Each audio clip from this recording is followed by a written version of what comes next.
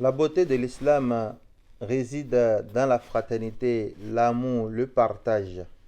Ce qui s'explique d'ailleurs par le fait que nous les musulmans, nous sommes très généreux, nous faisons beaucoup d'aumônes. Et dans la période actuelle, il y a une aumône qui est obligatoire à tous les jeûneurs. Bismillah, alhamdulillahi, wa salatu wa salam ala rasulillah. Chers frères en islam, assalamu alaikum wa rahmatullahi wa barakatuhu. Nous allons aujourd'hui faire quelques rappels liés à la zakat al-fitr. Les années antérieures, nous avons longuement développé cela. Nous avons démontré cela également.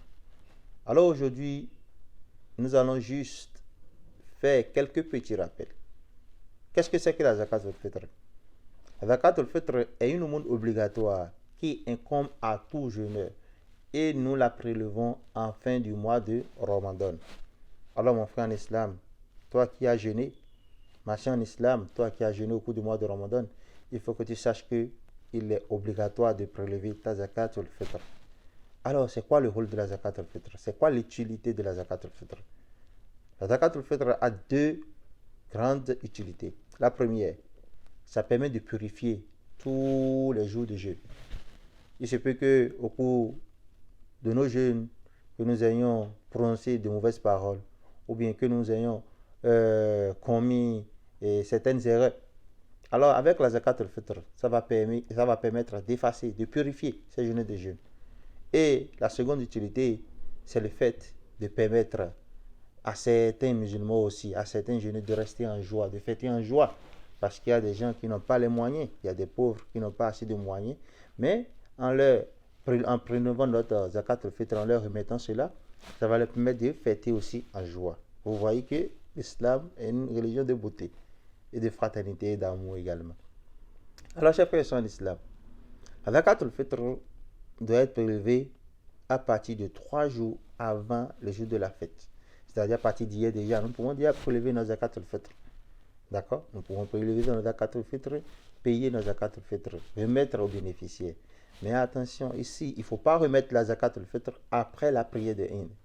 Quiconque fait l'erreur et n'arrive pas à remettre sa zakat al-fitr à temps et remet ça après la prière, cela n'est plus valide. Ce n'est plus une zakat al-fitr, c'est juste une zakat simple, c'est juste une aumône, une sadaqa. Ce n'est plus la zakat. Zakat est une obligation, alors que la sadaqa n'est pas une obligation. Vous voyez, le mot simple, ce n'est pas une obligation. Mais ici, nous parlons d'une aumône qui est obligatoire. Et la zakat al-fitr doit être payée avant la prière de Inde. La prière que nous observons le jour de la fête, bien sûr. Alors, mon frère en islam, ma soeur en islam, avec quoi devons-nous nous acquitter de cette zakat? Le prophète Mohammed sallallahu alayhi wa sallam nous dit que nous allons remettre ce que nous mangeons. Min ta'am, que ce soit ta'am, que ce soit tamr, en tout cas ce que nous mangeons dans notre zone.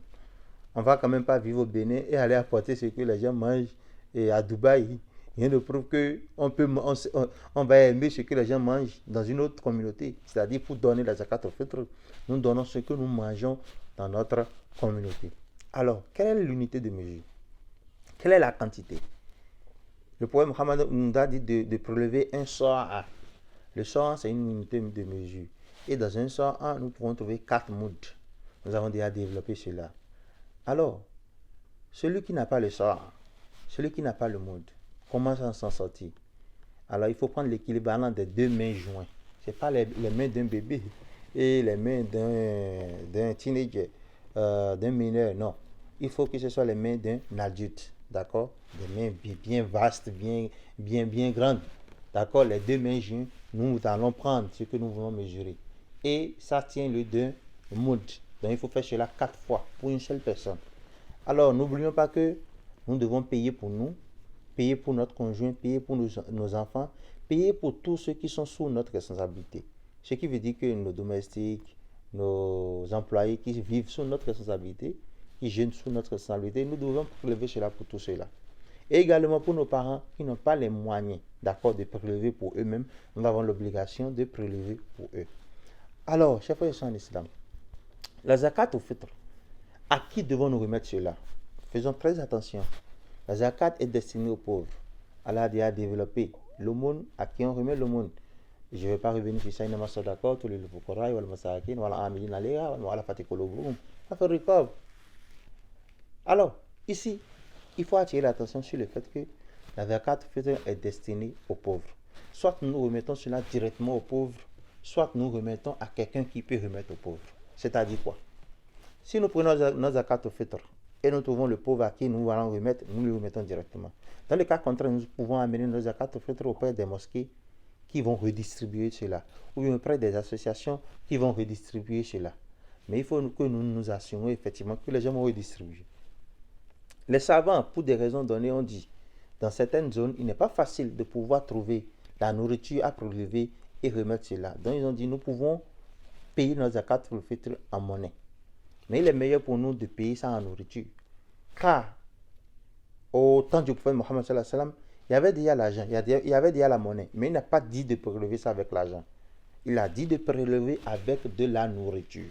Mais malheureusement, pour des raisons données, pour ceux qui sont au niveau de la diaspora, qui ne sont pas dans leur pays, mais même pour d'autres raisons que nous ignorons, on peut être amené à prélever cela à base de l'argent. Mais attention, s'il vous plaît. Il ne faut pas remettre la zakat fitr à une mosquée qui va mettre ça dans la caisse. Non, ce n'est pas pour les mosquées. On ne prend pas la zakat fitr pour construire une mosquée ou pour payer l'électricité. Non, non, non, non. C'est destiné aux pauvres. Alors, si nous connaissons des mosquées ou bien notre mosquée collecte les sous des jours avant, bien sûr, et nous sommes sûrs de ceux qui vont redistribuer cela, il n'y a aucun problème en payant la zakat fitr auprès des mosquées parce qu'il est meilleur pour nous de payer nos zakat dans notre lieu de résidence, là où nous vivons. Mais si nous n'avons pas la certitude, ou bien nous n'avons pas la possibilité de remettre cela, ou bien remettre l'argent aux mosquées, nous ne savons pas s'ils vont redistribuer, il est meilleur pour nous d'envoyer ça là où nous sommes sûrs, c'est-à-dire dans notre pays ou bien quelque part où nous sommes sûrs que ça serait fait et on doit prélever cette zakat fitr. L'essentiel, c'est que ça aille vers les démunis, les nécessités, les pauvres. Pardon. Alors mon frère en islam, ma soeur en islam, la zakat fitr est une obligation. Et autant que nous sommes, nous avons le devoir de nous en acquitter. J'espère que j'ai abordé l'essentiel en ce qui concerne la zakat al-fitr. Qu'Allah facilite la compréhension à tout un chacun de nous, qu'il accepte cela de nous comme un acte d'adoration, qu'il nous compte parmi ceux qui écoutent sa parole et s'évertuent à l'appliquer de la meilleure manière. Assalamu alaikum wa rahmatullahi wa barakatuhu.